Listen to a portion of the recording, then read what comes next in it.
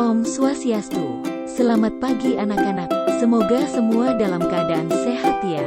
Anak-anak masih ingat materi kita minggu lalu tentang apa? Ya benar, tentang ekosistem. Materi yang akan Ibu berikan hari ini yaitu tentang keseimbangan ekosistem. Nah, adapun tujuan pembelajaran hari ini yaitu anak-anak mampu menganalisis perbedaan antara simbiosis, parasitisme, komensalisme, dan mutualisme. Silahkan disimak ya anak-anak. Semua makhluk hidup memerlukan makhluk hidup yang lainnya untuk kelangsungan hidupnya. Interaksi atau hubungan antar makhluk hidup dalam ekosistem berguna untuk menjaga kestabilan ekosistem. Adapun interaksi di dalam ekosistem digolongkan atas 5 yakni netral, predasi, simbiosis, antibiosis, dan kompetisi. Nah, hari ini kita hanya mempelajari tentang simbiosis ya. Nah, sebelum Ibu lanjut, apakah anak-anak tahu apa yang dimaksud dengan simbiosis?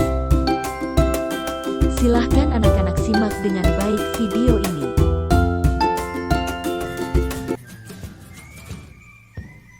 Perhatikan gambar di bawah ini.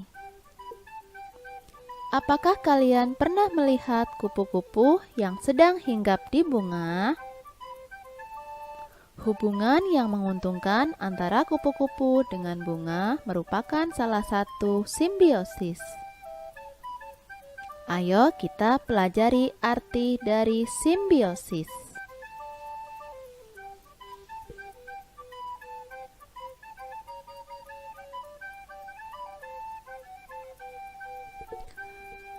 A. Pengertian simbiosis. Simbiosis adalah interaksi atau hubungan dua makhluk hidup yang berbeda dan sangat erat kaitannya. Contohnya, hubungan antara kerbau dan burung jalak. Kemudian, hubungan antara lebah dengan bunga. Ada beberapa jenis simbiosis. Yang pertama adalah simbiosis mutualisme. Simbiosis mutualisme merupakan hubungan atau interaksi antara dua makhluk hidup yang saling menguntungkan.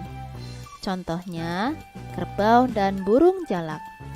Burung jalak mendapatkan makanan dari kerbau berupa kutu yang terdapat pada tubuh kerbau, sedangkan kerbau tidak merasa kegatalan dari kutu-kutu yang menyerang tubuhnya.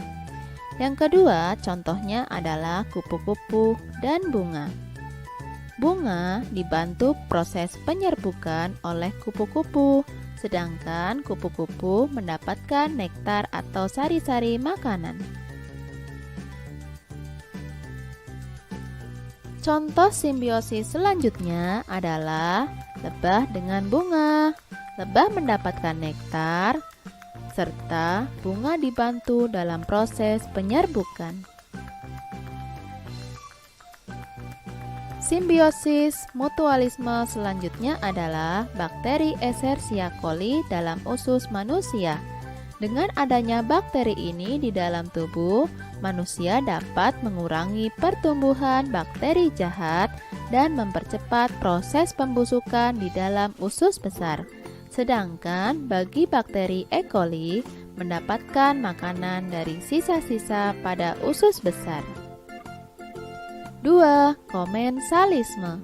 Komensalisme merupakan interaksi antara dua makhluk hidup yang menguntungkan salah satu organisme, sementara organisme atau makhluk hidup lain tidak dirugikan dan tidak diuntungkan.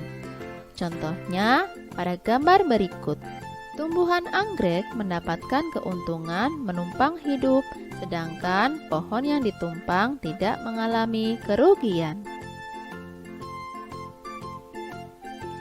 Simbiosis komensalisme selanjutnya adalah hubungan antara ikan hiu dengan ikan remora.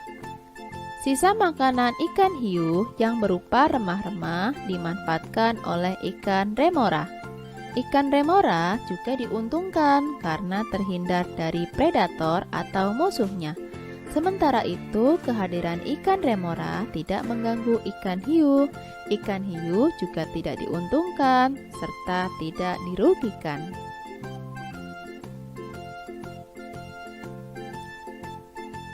Simbiosis komensalisme selanjutnya adalah hubungan antara udang dengan mentimun laut atau teripang. Bagi udang, ini menguntungkan karena memungkinkan mendapatkan sisa-sisa makanan. Sementara mentimun laut, interaksi ini tidak berpengaruh, tidak menguntungkan, juga tidak merugikan. Simbiosis yang ketiga adalah parasitisme. Simbiosis ini merupakan interaksi atau hubungan antar dua makhluk hidup yang satu untung sedangkan yang lain dirugikan. Contohnya adalah tali putri pada tanaman inang. Tali putri akan menyerap sari-sari makanan pada tumbuhan inangnya, sedangkan tumbuhan inang akan merugi karena sari-sari makanannya diambil oleh tali putri. Contoh selanjutnya dari simbiosis parasitisme adalah hubungan antara benalu dengan pohon jambu biji yang ditumpangi.